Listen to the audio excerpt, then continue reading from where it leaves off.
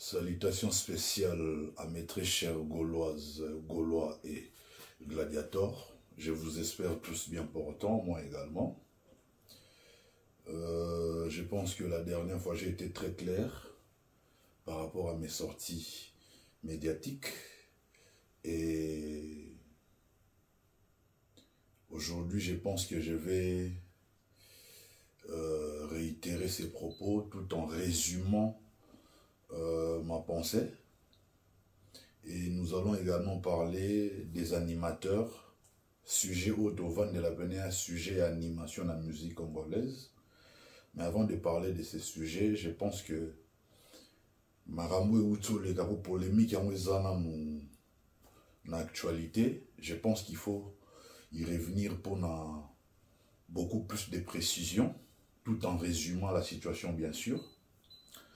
Chers amis, je pense que j'ai été clair la dernière sortie, ou bien la dernière sortie médiatique concernant Actu du net, Oyo Lelo, averti, bateau, va réfléchir, mito et ça, bien Actu de haine, et ça sous Actu du net, c'était comme Actu de haine, parce que analyse, ça là, ils ont un sens, ils ont une analyse, ils ont orienté la haine.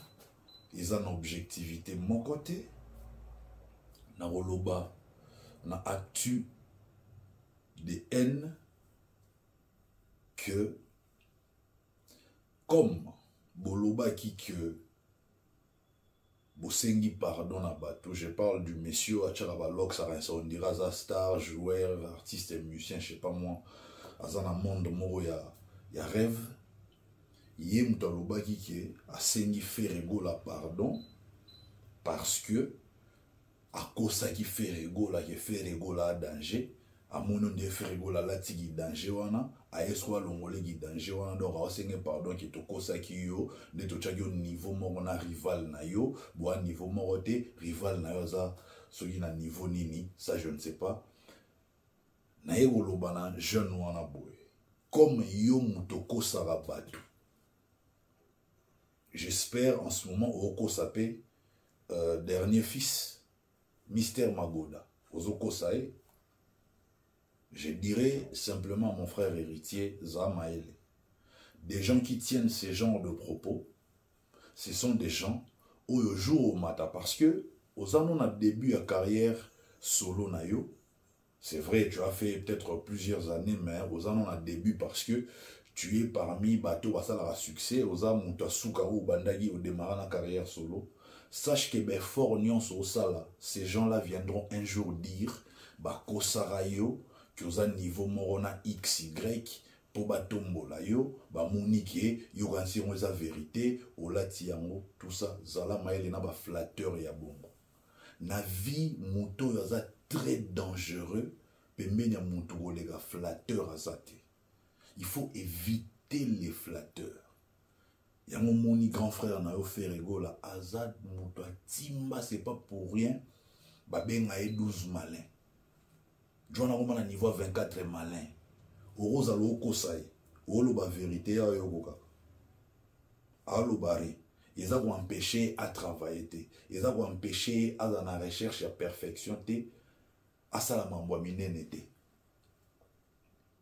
Voilà maintenant que Ferrego la abimisi bato actu de haine actu du net wana bazo pourquoi parce que Ferrego la depuis un temps flèche naïe à succès zara aboezo mata ya na ascension pendant ces temps bango haine et lati bango ba na TV pour le ba rabaisser muto ba nyos ba mona ndenge flèche naïe à succès zo mata ya na ascension muto mata bino bolinga boyo kitisa tala niveau ya kiliboma na haine et comme ici bango bazoba donc pour dire que zala maele na bato bongo so ba flataka yo e ba kosio yo banda ko yemba ko lega fere yo banda sa aujourd'hui kilo o faire atika na wenge muntabo ko longola ngwazate na maison mais muntabo longola ngwazate.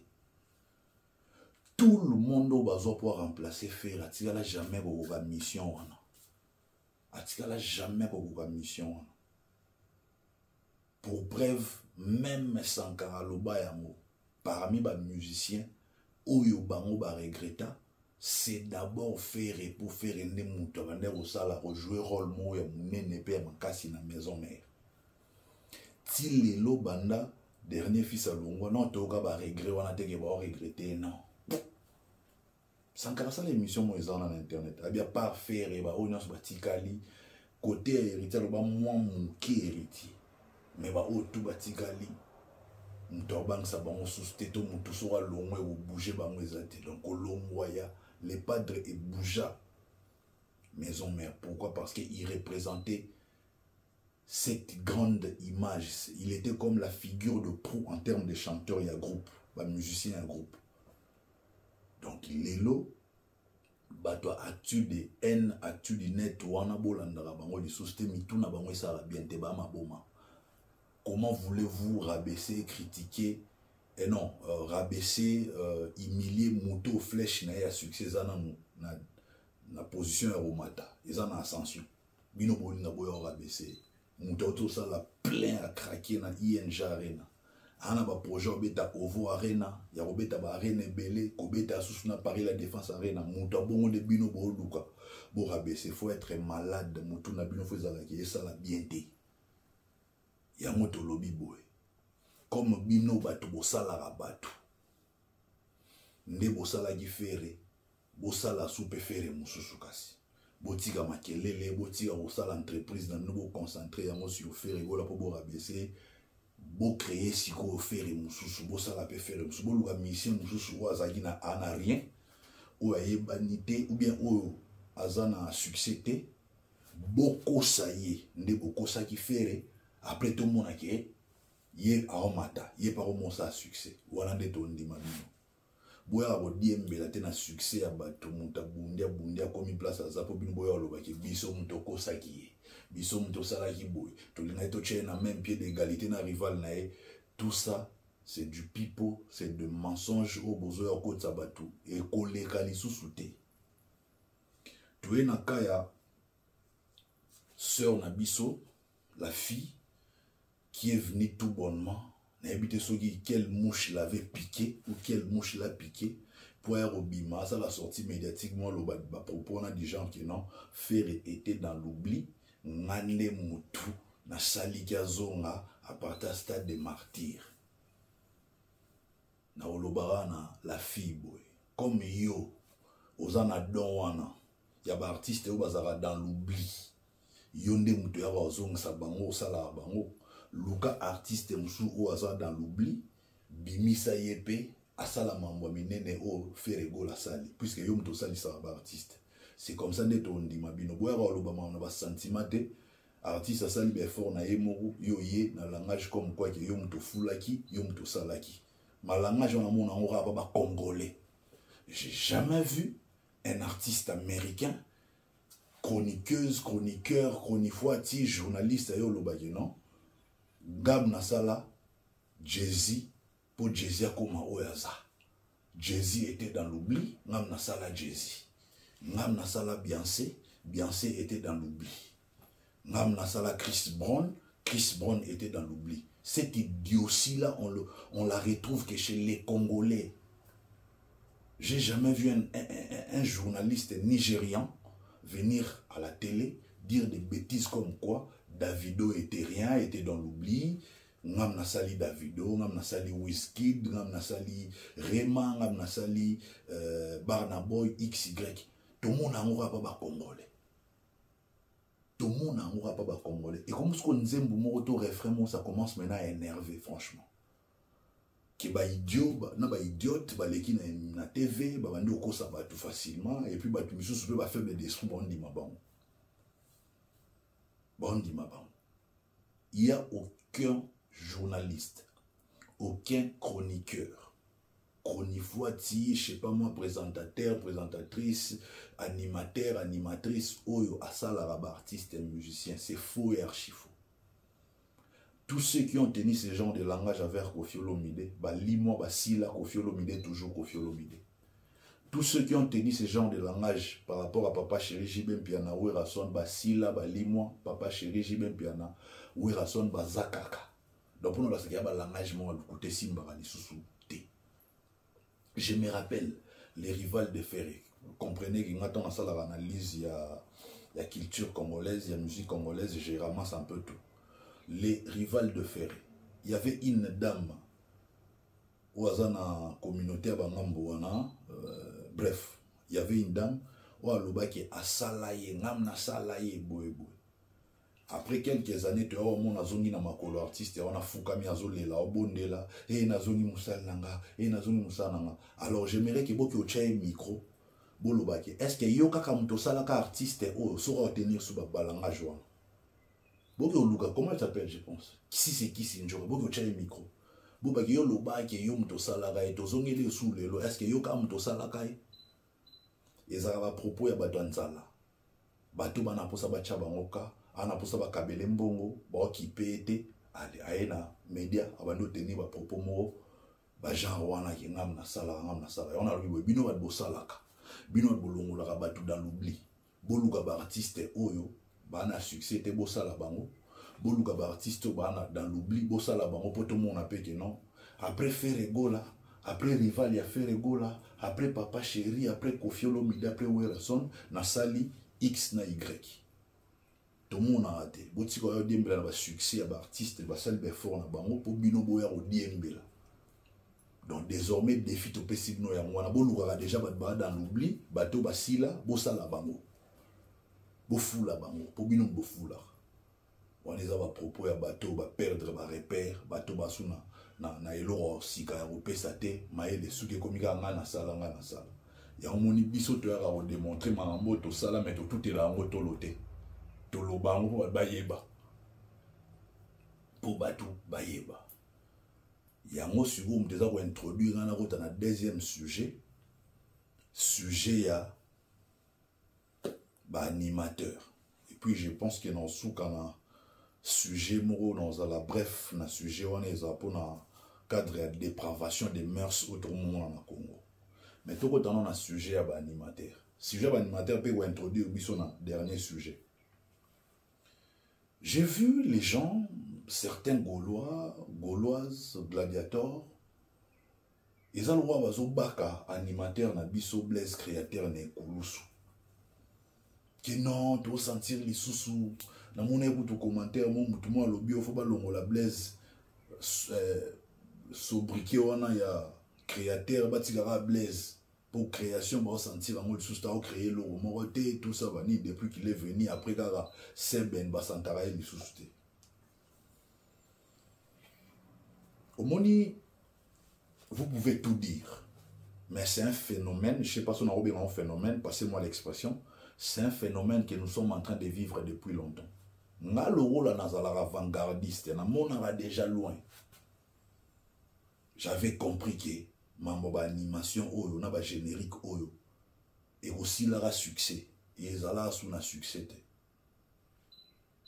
parce qu'à un moment donné bo tala que non des kalatos et l'album sur album bimi to banano bo so la générique il y avait des artistes oyo ba album na bango échangera donne ça dit la donne avait changé au moins il y a un album bimi bo générique européen banzembo kangi.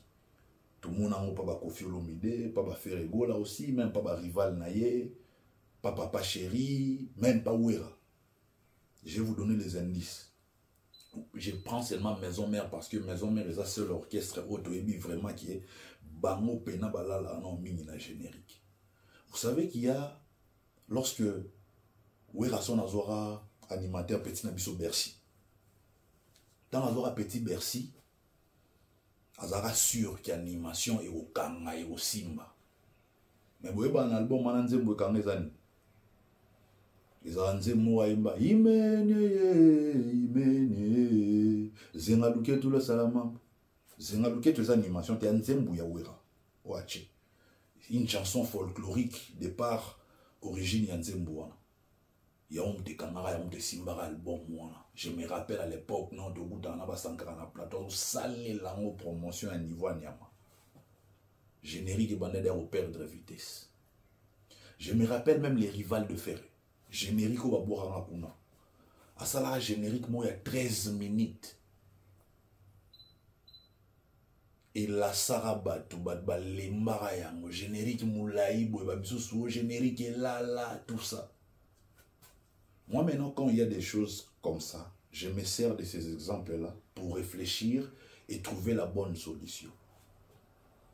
Nathan biso moupé tout ça là ba générique du genre bah, je pense bah, dérangement tout ça et simbara vraiment té nga je suis allé dire à Ferregola à l'époque mon président. Je lui dis président de Nathalie situation na terrain concernant bah, générique parce qu'il y a quand même directeur en marketing. C'est ça mon rôle. Il faut natala terrain demande il y a produits anini pour na senga na usine na entreprise pour fabriquer produits boye pour na consommateur ba lingango makasi. C'est ça mon rôle. Mais ici l'ambi président. J'ai compris sur le terrain que les lots ba lembi ba générique à milai ba lingango souti. Abien bon abi oui générique sur l'équipe moulay comme on lembi sabato. Il faut qu'on adapte ba générique na musique na format musique ya lelo. Abien bon né ngabi foza la 4 minutes. Na 4 minutes wana ndé dans la générique ya moulay imagine bol olongolka ba cri au monique et ana ba temps chaud et ça na ba temps fort ou eko kanga aux yeux ngo ba landi pendant 4 minutes ka ba bini au mone ekanga. À l'époque, je pense que Nairo soit suspension, maintenant na zongara, na kutara déjà sur Seben et Bimi. Seben est à 4 minutes. Nam na sola na les padres. C'est que surtout tcheba générique à 4 minutes. Format à 4 minutes au monde qui est kanga. Ah bien, vous avez raison. Mais je sais que yimo pas aïda na ba idée on a pour artistes et musiciens. Maintenant, na ega pour renforcer l'idée, il y a faire 4 minutes. Seben, bon, mon abinomo Seben et Kanga. Après, on a tout méga générique, il y a 6 minutes, 7 minutes et Kanga pénaté. N'a eu ça la sous deuxième analyse, Natal Nabi. Ah, pourquoi les Arabes sauté mais animation belé et simba sousté. J'avais vite compris à l'époque que l'animation comme qui est un déclin en haut. Bah générique et les Aïs sont un succès. Qu'est-ce qu'il fallait faire? Je naïe les sous nazongi les sous faire na président les lots animateurs ba sous na gaz ba animateur on dirait ça sous temps na bango époque na bango te simba sousté ce qui les lots aux yeux ba cri yomo obwaki yango non respecter la format 4 minutes yomo obwaki yango au monde générique et simba Gauloise gladiateur, dites-moi, générique nini offert egola yemoura boaki bomoni raté. Et ade. Ba générique nyonso offert egola yemoura boire kanga. Nga na sola na les padres. Bon tabat ba rôle na jouate au cerveau. Au cerveau. Na kosa ke lo ba ba solo. Pourtant to sola ma bona fait to la biso balé. Pour na boya na ba betanga diabo yemo pe faire mutesa biso no sola na ya ata ngana nga mo to sola ka biso balé pour mutu azwa ta nkota tabeta mamno diabo même si président yomo bora ba borwana bora ba animation bora bilo wana tout au monde kanga ba générique nyonso faire go la boa ki yemo ekangi pour bref mais ba animateur ba artiste et musicien au sein du groupe ba mo pe faut ba vivre. Il y a un monde, il n'est pas en tant qu'un bon père, à gardera toujours génériquement pour l'animateur, pour pouvoir boire à ma banga, il faut pas survivre à bateau, barotika bamote. Mais tout compte à Nabiso sous-té qui est génériquement animateur à Oboaka et Okanga, non. Donc arrêtez à Obaka, Blaise créateur ne Koulousu, et ça, on est sous époque il y a animation, il y a un animateur pénaté, pour preuve, tous les grands animateurs, Moutakou Fazate, Bango, tout bas vivant.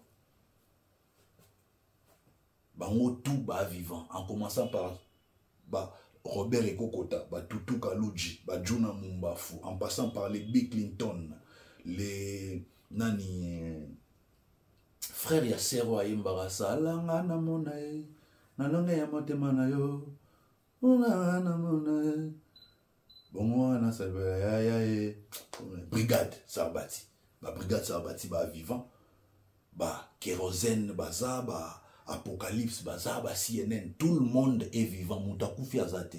Dites-moi, quel est cet animateur oiseau de générique qui est Kamalisous? Bango tout baza vivant. Bango tout baza vivant. Mais Mouto régner sous l'animation, ça pour une époque y animation na ba animateur c'est l'équipe. Ce n'est plus d'actualité. Ce n'est plus d'actualité. Et ça sur l'actualité, donc faut voir la réalité on a l'élo. Et là on a Congo à une époque nous ne vivons plus l'époque des animateurs. Pour bref exemple on appelle sinon que tous ces grands animateurs qui ont fait la pluie et le beau temps, il y a des génériques congolais sont vivants. Ba studio ba kangate ba studio zawana. Ba pekisi ba ngwa ki okota ba studio te ba kiminisa. Qui Bill Clinton parmi les animateurs qui ont résisté sur le terrain, Bill Clinton il y a un générique. Il y a générique qui m'a dit syndrome. Et ça n'a bien. Mais Bilo to ebi na maison mère azala so ba annoncer ka générique e mabwemo ki le bende a obina avant générique e bima. Donc pour nous le bagé azala sous époque ya ba animateur. C'est ça la réalité.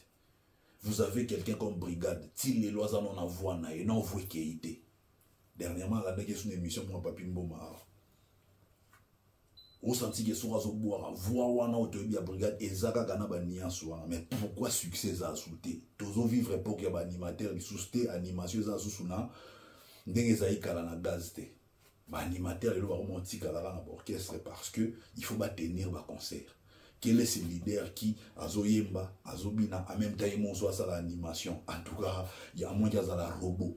Et Simbate. Donc, l'animateur est important pour la réponse, est important pour nous tenir dans le concert.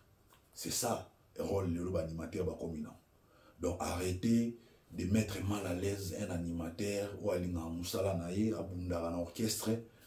Arrêtez de le mettre mal à l'aise. Et surtout, il faut que je pense que Blaise Créateur n'a pas ces pouvoirs-là et au long de mouvement, je ne pense pas. A pouvoir moi je non ajouno pouvoir moi pour y pas au long mouvement. Ce n'est pas lui qui décide que non président animateur aux animateurs non, c'est Ferré lui-même qui décide.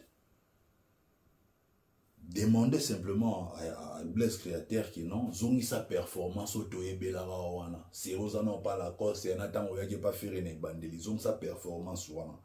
Et puis des fois ba animateur les le comme nini so comme une orchestre monene Atiki n'a pas travaillé, a commis sûr de lui. Or, il faut que ça la n'enge kalaba grand animateur au bandaro sala. Chaque tango au quotidien car neti Blaise a déjà véhiculé. Kota na car na yo keneti na stade Tata Raphaël to stade de martyrs. To kene na école moro boye oyo batu ba ya kima bambangu ba sara ba physique ba musicien ba ya fongola ba voix.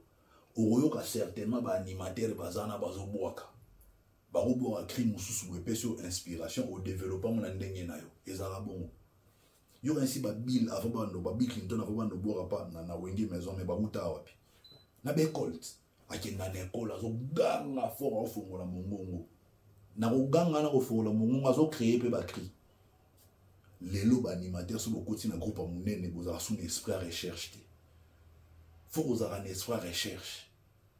Na raison la petite na moi bureau tia qui n'a retrouvé petit moro ba pesa ba bill ba brigade so ba nani ba cri. Enregistrer boiseau na yo kana bi petit on a créateur bana baza ba créer ba cri. Faut découvrir ce qu'on a bana wana. Na yo ka ba mambo belé même Bill Clinton le disait non. Il fournissait ba créer belé pas nani tutu kaluchi. Donc sur aux an orchestre monné ne faut za na ba petit ba créer ba cri. Et puis, bah, cri, n'époque, il y en a qui où il règne. Vous travaillez, bah, cri, vous ça, bah, par rapport à l'époque. Mais je demande aux Gaulois, aux gladiateurs de laisser Blaise Créateur tranquille. Ce n'est pas sa faute. C'est une époque et animation du son d'été. Sortez-moi cet animateur oiseau régner l'élo. Azate. Donc, c'est ça la réalité.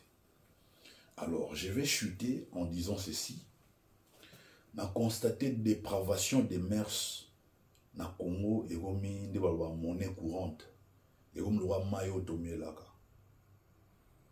Et surtout, j'ai l'impression de dire ça na artiste oyo ba autorité ba kamara misu na mato isio na bango. Je ne sais pas par rapport à la relation ba na ça je ne sais pas. Et l'oro uto bima na internet ou l'oro magoda o. Ça, c'est une bêtise. Et puis, c'est vraiment une bêtise. Il y a dépravation de mœurs à un niveau moro élevé. Christian Bossembe, c'est quoi ton rôle? La commission de censure, c'est quoi votre rôle? C'est quoi votre mission principale? Parce qu'aujourd'hui, ndenge lelo slogan, il y a des fois, bima, comprendre quand on parle de des fois, on parle. Tout le parle de la banane. Ndenge elo wana magoda, magoda veut dire rapport sexuel. Lui-même, créateur, il a écrit, ils ont une émission, ils ont internet, on a tout les magoda, ils ont nini, alors ils ont mambouambe tout. Yo, a tout les journalistes, yo bota banane, a tout les chroniqueuses, bref, yo bota banane ni. Azo expliquer, bah tout, va comprendre, qui va comprendre que non, magoda c'est les rapports sexuels. Donc les lots, banana biso, faut babina, bayemba, banzembu, babina, mabina, y a un rapport sexuel. C'est ça. Tout le monde matin niveau haut. En manque d'inspiration, sachant très bien que sur yembi bêtise et okanga, il y a un moni qui est versé dans la bêtise. Et là, j'interpelle Christian Bossembe, j'interpelle la commission de censure. Ah, ils ont une relation, il y a batouté. Ils ont une nzembo bimi, et continue à banda kuna biso, banana biso, bazo bina ba bêtise, bazo yora ba bêtise, n'engue mona banana bino. Nous ne pouvons pas laisser ça passer comme ça. Moi, je suis en politique. Donc, tout ça, on a pour l'éducation, il y a banana biso, c'est très, très important. Nous ne pouvons pas laisser passer ça. Et vous regardez même les clips, vous comprenez que ça fait allusion au rapport sexuel, ça fait allusion à la bêtise. Donc, si Christian Bossembe, au salé loroté, ceux qui commission censure, au salé loroté, vous ne méritez pas votre place, vous l'ongwe, vous démissionnez, bino tout. Ceux qui au salé loroté, vous démissionnez, bino tout, vous l'ongwe. Ça, c'est une bêtise. Donc, nos enfants doivent danser cette danse obscène. Nos enfants doivent chanter qui fait allusion à un rapport sexuel. Parce qu'il y a une vidéo qui circule sur la toile où l'auteur de cette animation, bien de ces cris, lui-même nous apprend qu'il a chanté les rapports sexuels. Sans les rapports sexuels, il n'y aura pas d'enfants, il n'y aura pas une famille selon lui. Oui, mais est-ce qu'on a besoin de chanter cette bêtise, ces rapports sexuels? On en a besoin. Donc pour dire que si Christian Bossembe et la commission de censure ne font rien, alors vous ne méritez pas vos places ou bien votre place, vous devez tous démissionner. Démissionner sans délai. Ça c'est n'importe quoi. Imaginez maintenant que Botiki vous laissez passer ça. Vous avez combien de magodes Robimanasima pour admission à la commission censure. J'ai vu même le petit DJ Momboshi, petit DJ Momboshi, faire la prison. J'ai vu le petit Zixen faire la prison. Combien de fois on a interpellé mon petit Robinho? Donc pour les autres, il y a la sanction. Pour les autres, il y a la rigueur. Et pour d'autres, il n'y a rien. C'est ça ce que vous voulez nous faire comprendre. Non, non, non, non, non. Injustice aux anapomote.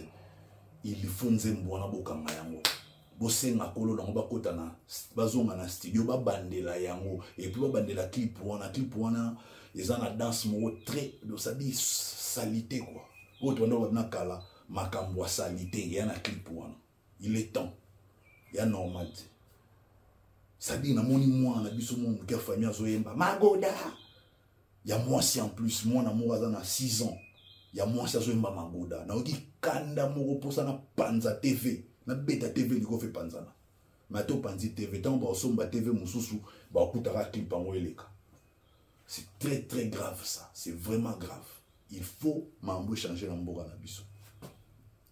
Voilà maintenant ce qui m'amène à chuter pour dire que Soromoni batu boyemba bêtise, c'est que bazana pas ni inspiration. Parce que bêtise, ils avaient ça l'effort morote batu balinga mingi koti ko tira attention à bêtise. Wana est à bêtise parce que le proprio il a écrit yemo aloba yango na yembi rapport sexuel. Donc en panne d'inspiration, ba oyemba mambo mboka teke binisi ba oyemba boete ba ke ko créer bêtises pour la consommation publique. Et les gens trouvent cela normal. Non, ça ne peut pas passer comme ça. Ça ne peut pas se passer comme ça. Il faut, c'est ça que la commission censure, ça moussa nam. So basa moussa nam, on essaye de mériter ma place, basa te faut bien en avant. Balonga bango tout. Faut ba na commission censure. So basa elo te ba bengani ba dunyo so ba na kata commission censure, on ba bengani bo ba démissionner balongwe. Parce que ces gens sont payés par les contribuables congolais. Il y a des Congolais qui sont futa bang. Donc ça moussa la pour na Congo. On ne peut pas laisser ça passer. On ne peut pas. C'est pas normal. C'est vraiment pas normal. Donc, c'est-à-dire, imagine-moi un homme qui a 6 ans, il y a 7 ans, il y a 8 ans, il y a moi Sinanda Royemba. Magoda! Magoda! Et vous trouvez ça normal? Vous trouvez cela normal? Hein? Moi, un homme qui est 6 ans, 7 ans, 8 ans, 9 ans, 10 ans, voire même 5 ans. Aïe, oiseau, aïe, la maman a binoto, aïe, la maman, bon, t'as pas, bon, allo, baraki, veillé, Magoda, Magoda, Magoda. N'importe quoi. Si la commission de censure ne fait rien, trop concentré sur Obino, c'est ça, c'est l'autre, nous allons demander la démission de Christian Bossembe. Nous ne pouvons pas cautionner ce genre de bêtises. Ok? Nous ne pouvons pas cautionner ce genre de bêtises. Soki boza capable d'être à kokanga ba lo aboye bolongwa bo démissionner. Bolongwa bo démissionner. Lelo lolo l'animation eza sous na gaz te, eza sous époque na ngote, animateur amoni pour exister a créé crimo ya bêtise. Et curieusement, soi-disant artiste moi a sa musique intelligente, voilà des musiques intelligentes, Magoda, c'est ça la musique intelligente. Oh félicitations. Ça, c'est la musique intelligente. N'importe quoi. Chers amis, je m'arrête par là aujourd'hui. Prenez soin de vous car chaque jour est une vie. On se retrouve au prochain numéro. Bye, bye, bye.